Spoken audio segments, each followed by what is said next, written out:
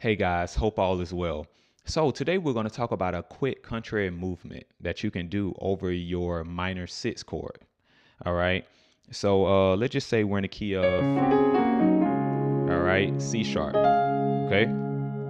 So if you play in church, you've played this type of chord before, whether you're a beginner all the way to advanced, right? So this is how the movement sounds. Now this is kind of outside the box a little bit. Watch this. So let's just say we're starting on a 5.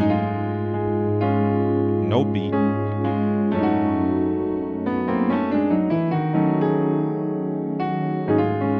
Okay. So this is so dope to me because I'm going to explain you guys the concept behind it. You know?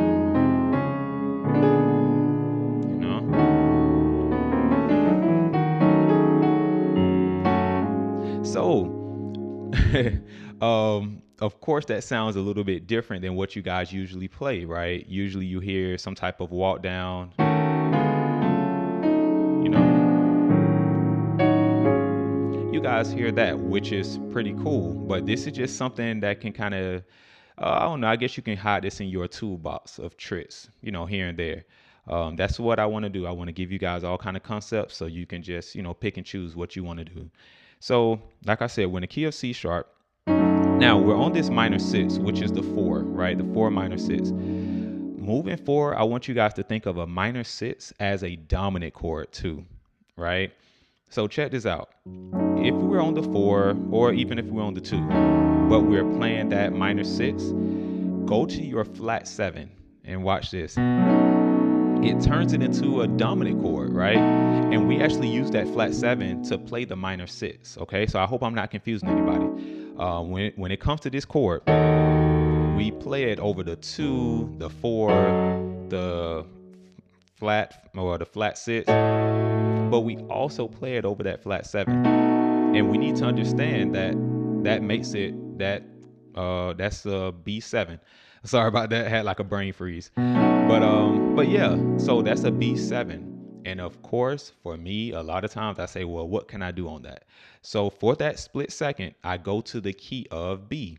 In this case, since we're in the key of C sharp, the flat 7 of C sharp is B. All right. So you can do this in any key. All right. So when I did this, that's just a contrary movement in the key of B. All right. Now, of course, we're thinking about the B7 scale. This is a major scale, but watch this. All right. So I put that flat 7 and natural 7 in there, but that's still the B.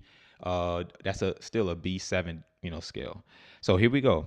I'm going to show it to you slow so you can kind of see what you need to do. You're going to start on the 1. We're thinking about B, right? So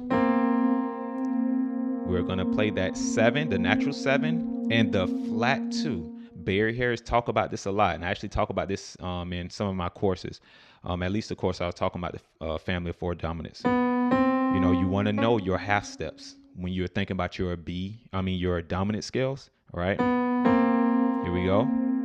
So you'll know if you're playing this right. In your left hand, you have the flat 7 and the 2. All right, so I'm kind of going through this, so we won't be here too long. We have the 6 in our left hand and the flat 3 in our right. We have the 5, and you see how I'm saying numbers, so you can take this to any key. 5 in the left, 3 in the right. And you just have the 4 in both hands. All right, so that's how you know you're playing it right, when you can kind of, right? Now you have the 5, the 3 in your left, the 5 in your right. Now this movement is actually a diminished movement. I did this in a previous video. I'll put that somewhere on the video so you can see it.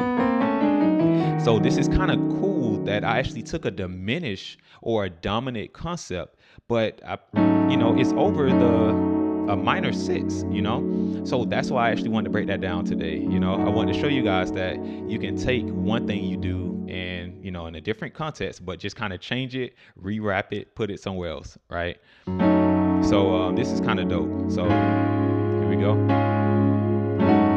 Now Now, if you have a beat to it, you'll probably have to kind of play around with it so it can fit the timing. But this is if you're playing talk music, or if you just have a wow on that chord inside of a song and you do. You're going to turn some heads with that one. All right. So that's pretty much it. This is a nice short video, but this is something that I want you guys to add. Anytime you're on the minor 6 chord, think of it as a dominant chord. Now, if you don't know this movement right here, you know, this is a very popular movement. Okay. Now, I think I broke this down too in another video, but I'll go over it slow just in case somebody doesn't know how to play that movement. Okay. All I'm doing is doing drop 2s. So that's your minor 6 chord. Then I go to a diminished chord. All right. So I wasn't gonna do this, but just in case. All right. So take this. You'll be able to do it in a key of C sharp. All right. This is actually a nice scale. All right. So I call it the minor 6 scale. Well, I think, yeah. Because also you play this chord over the 2, right? So long as you know what chord you're playing and you know what things that you can do on that, then it really doesn't matter whether you're playing on the 2, 4, flat 6, flat 7, right? Like I said before, that's how I knew I can do it also over the flat 7. And by the way, you can look at the notes too. So just stand alone, I can look at this and say, well, this is a minor 6, but it's also a 9, right? A B9. But we don't have to go that far. Hopefully, me just letting you know that, hey, when you're on the 4 and you're playing a minor 6, go to the flat 7. Change your bass note to the flat 7, which in this case will be a B. And now you can think about the B7 scale and kind of add this little movement to that. So if I'm in a key of C, right, I go to the 5, 4, right? And depending what inversion I'm playing. So if you're down here, or I could maybe,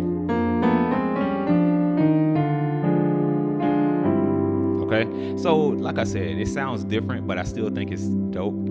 All right, so let me know if you guys are able to use it. Definitely comment, okay? Like the video, guys. It really helps the channel. Subscribe if you haven't, all right? Talk to you guys soon.